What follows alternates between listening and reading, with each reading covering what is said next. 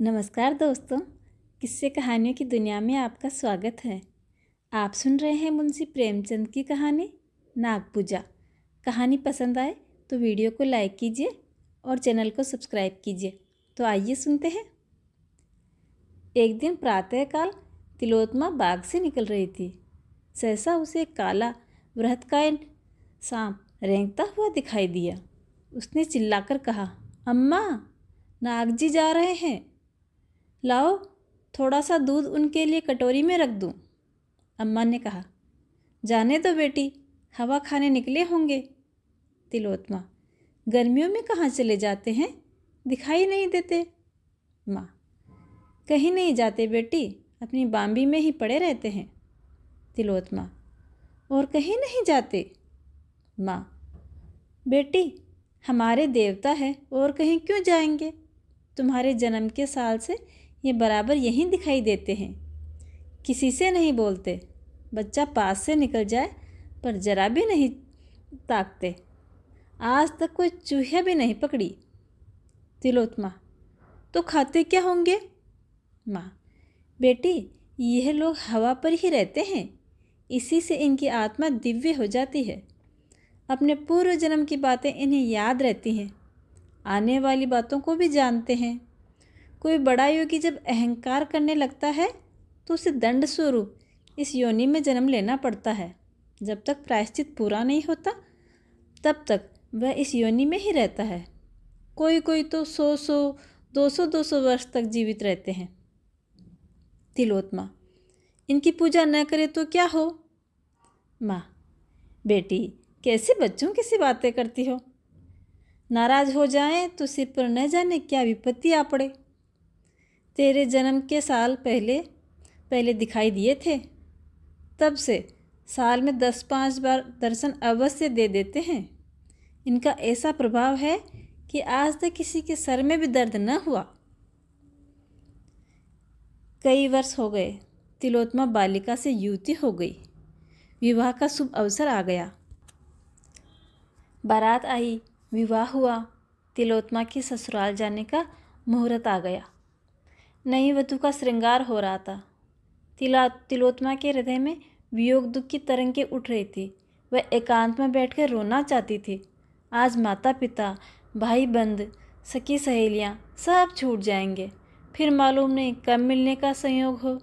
न जाने अब कैसे आदमियों से पाला पड़ेगा। न जाने उनका स्वभाव कैसा होगा। न जाने कैसा बर्ताव करेंगे। अम्मा की आंखें एक क्षण भी तो न थमेंगी। मैं बाबूजी को देखे बिना कैसे रह पाऊंगी।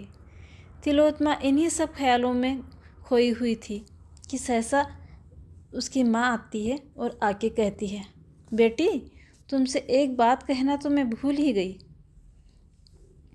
वहाँ नाग पूजा अवश्य करती रहना। घर के और लोग चाहे माने या ना माने, पर तुम यह अपना कर्तव्य समझकर अवश्य करना। अभी मेरी जरा आंख झपकी ही थी कि नाग बाबा ने स्वप्न में दर्शन दिए। तिलोत्तमा, अम्मा, मुझे भी उनके दर्शन हुए हैं, पर मुझे तो उन्होंने बड़ा विकराल रूप दिखाया। बड़ा भयंकर स्वप्न था। माँ, देखना तुम्हारे घर में कोई सांप न मार पाए। ये मंत्र नित्य अपने पास रखना।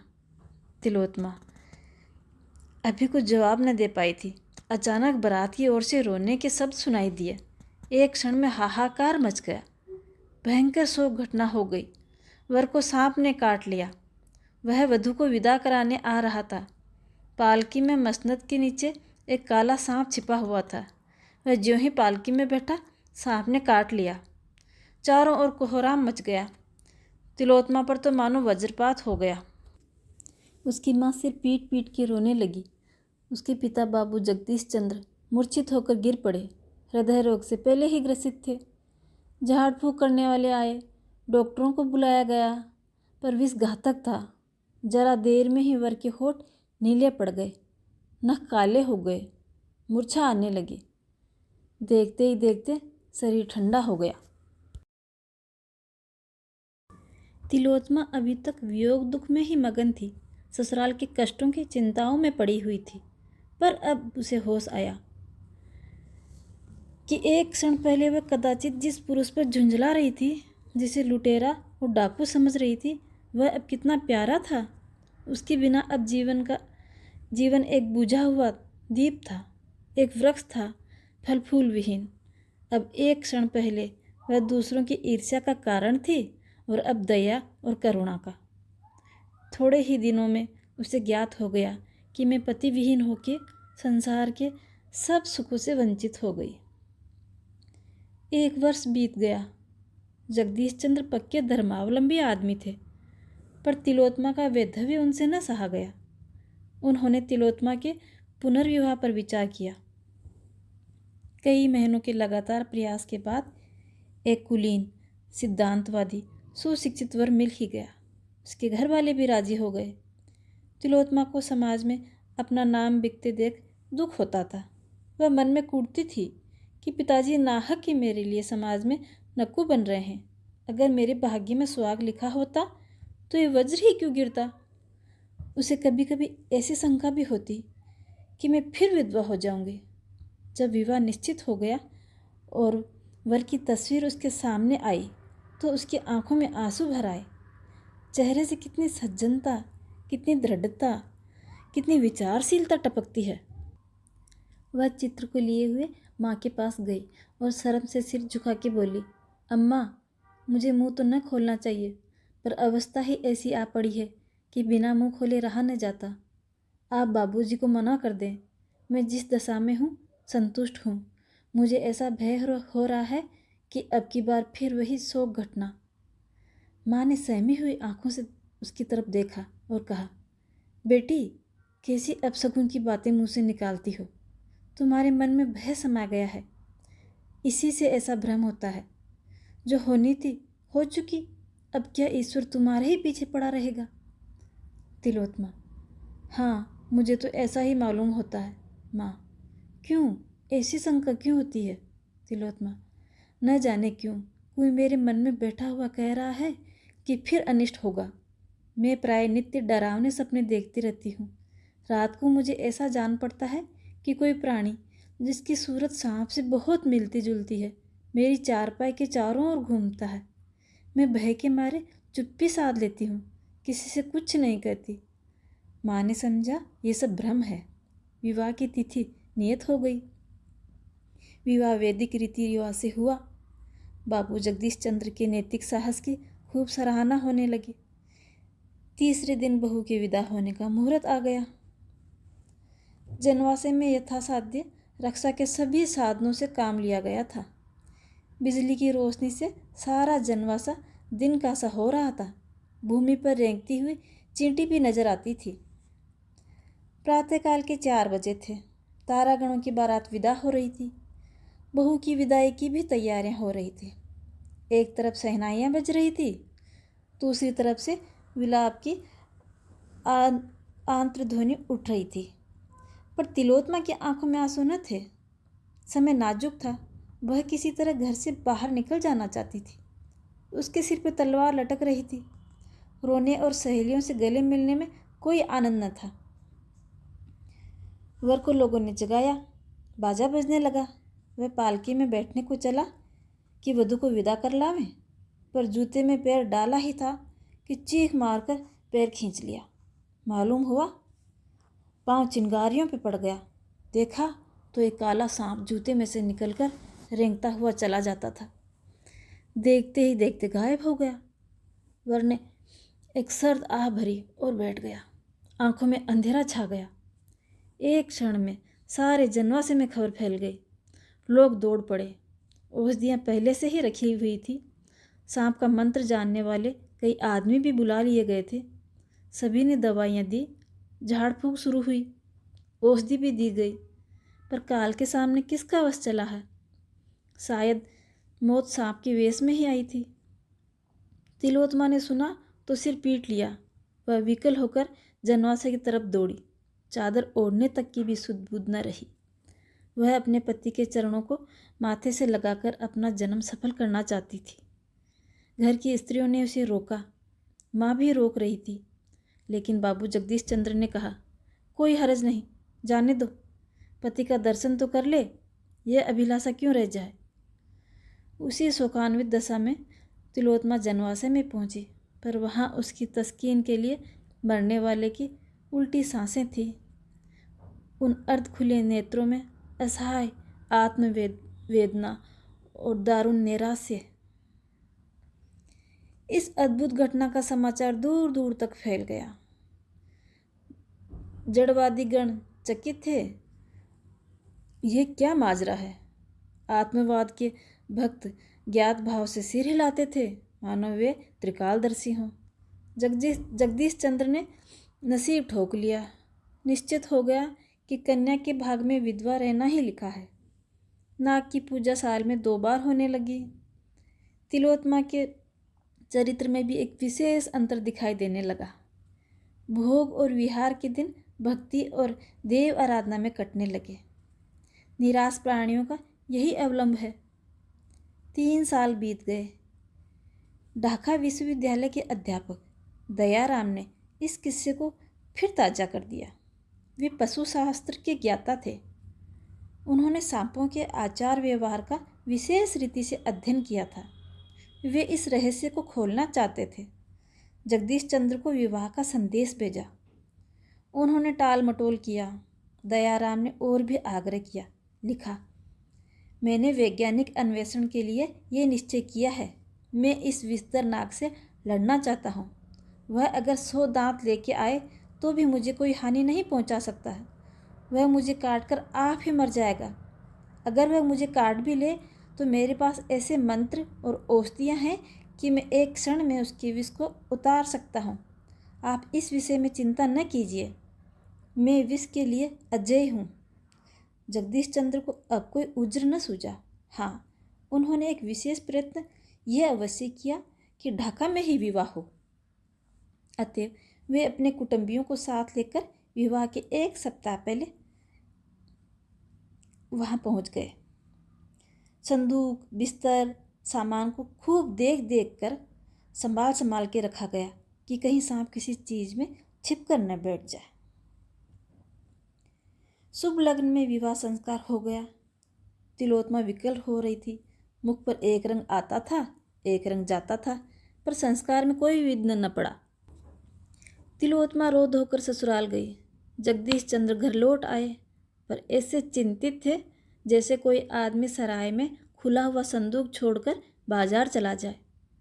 तिलोत्तमा के स्वभाव में भी एक विचित्र रूपांतर हुआ। वह औरों से हंसती बोलती, आराम से खाती पीती, सैर करने जाती, थिएटरों और अन्य सामाजिक सम्मेलनों में शरीक होती। अन्य अवसरों पर प्रोफेसर दयाराम से बड़े ही प्रेम का व्यवहार करती, उनके आराम का बहुत ध्यान रखती, कोई काम उनकी इच्छा के विरुद्ध न करती। कोई अजनबी आदमी उससे देख के कह सकता था, गृहिणी हो तो ऐसी हो। दूसरों की दृष्टि से इस दाम्पत्य का जीवन आदर्श था, किंतु आंतरिक दशा कुछ और ही थी। उनके साथ शयनागार में जाते ही उसका मुख विकृत हो जाता, भौहें तन जाती, माथे पर बल पड़ जाते, शरीर अग्नि की भांति जलने लगता, पलकें खुली रह जाती, नेत्रों से ज्वाला सी निकलती और उसमें से झुलसती हुई लपटें निकलती, मुख पर कालीमा छा जाती। यद्यपि स्वरूप में कोई विशेष अंतर दिखाई नहीं देता, पर न जाने क्यों भ्रम होने लगता कि यह कोई नागिन है। कभी कभी वह पुकारने भी लगती। इस स्थिति में दयाराम को उसके समीप जाने या उससे बात करने की हिम्मत ही न पड़ती। वे उसके रूप लावण्य पर मुग्ध थे, किंतु इस अवस्था में उन्हें उससे घृणा हो जाती। उसे इसी उन्माद के आवेग में छोड़कर बाहर निकल आते। डॉक्टरों से सलाह ली, स्वयं इस विषय की कितनी ही किताबों का अध्ययन कर डाला, पर रहस्य कुछ समझ में न आता था। उन्हें भौतिक विज्ञान में अपनी अल्पज्ञता स्वीकार करनी ही पड़ी। उन्हें अब अपना जीवन असहाय जान पड़ता। अपने दुस्साहस पर पछताते। नाहक ही इस विपत्ति में अपनी जान फंसाई। उन्हें शंका होने लगी कि अवश्य कोई प्रेत लीला है। मिथ्यावादी न थे, पर जहाँ बुद्धि और तर्क का कुछ वश नहीं चलता, वहाँ मनुष्य विवश होकर मिथ्यावादी हो ही जाता है। सने सने उनकी यह हालत हो गई कि सदैव तिलोत्तमा से सशंकित रहते। उसका उन्माद, विकृत मुखाकृति उनके ध्यान से ही न उतरती। डर लगता कहीं वो मुझे मार न डाले, न जाने कब उन्माद का आवेग हो। ये चिंता हृदय को व्यथित किया करती थी।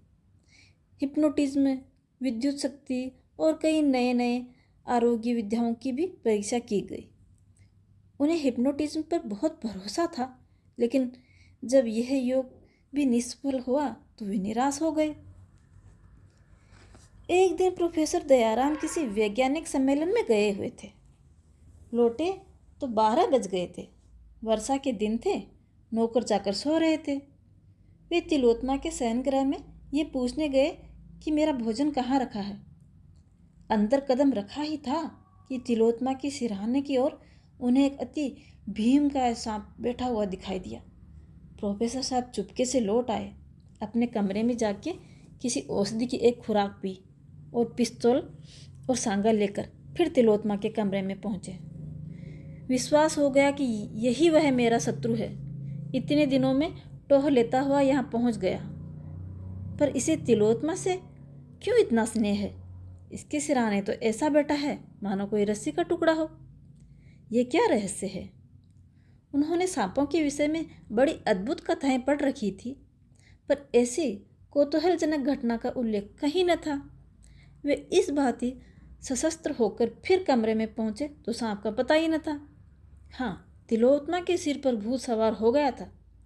वह बैठी हुई आग्नेय नेत्रों से द्वार की ओर ताक रही थी। उनके नैनों से ज्वाला निकल रही थी, जिसकी आंच 2 गज तक चली जाती थी। इस समय उन्माद अत्यंत प्रचंड था।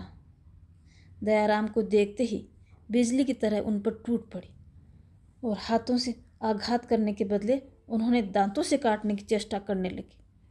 इसके साथ ही अपने दोनों हाथ उनकी गर्दन पर डाल दिए। दयाराम ने बहुत तेरा चाहा, एड़ी चोटी तक का पूरा जोर लगा दिया कि अपना गला छुड़ा ले, लेकिन तिलोत्तमा का बाहुपाश प्रतिक्षण सांप की कुंडली की भांति कठोर और संकुचित होता जा रहा था। उधर यह संदेह था कि उसने मुझे काटा तो कदाचित इसे जान से हाथ धोना न पड़े। उन्होंने अभी जो औषधि पी थी वह सर्प विष से भी अधिक घातक थी। इस दशा में उन्हें यह शोकमय विचार उत्पन्न हुआ, यह भी कोई जीवन है कि दंपति का उत्तरदायित्व जो सब सिर पर सवार, पर उसका सुख नाम का ही नहीं, उल्टे रात दिन जान का खटका। ये क्या माया है? वह सांप कोई प्रेत तो नहीं जो इसके सिर पे आकर ये दशा कर देता है। कहते हैं ऐसी अवस्था में रोगी पर जो चोट की जाती है वह प्रेत पर ही पड़ती है। नीची जातियों में इसके उदाहरण भी देखे गए हैं। वे इसी हैस बेस में पड़े हुए थे कि उनका दम घुटने लगा। तिलोत्तमा के हाथ रस्सी के फंदे की भांति उसकी गर्दन को कसे जा रहे थे। वे दीन असहाय भाव से इधर उधर ताक रहे थे, क्योंकि कैसे कर जान बचे कोई उपाय न सूझ पड़ता था। सांस लेना दुस्सर हो गया था। देह स्थिर पड़ने लगी थी, पैर थर्राने लगे थे। सहसा तिलोत्तमा ने उनकी बाहों की ओर मुंह बढ़ाया। दयाराम कांप उठे।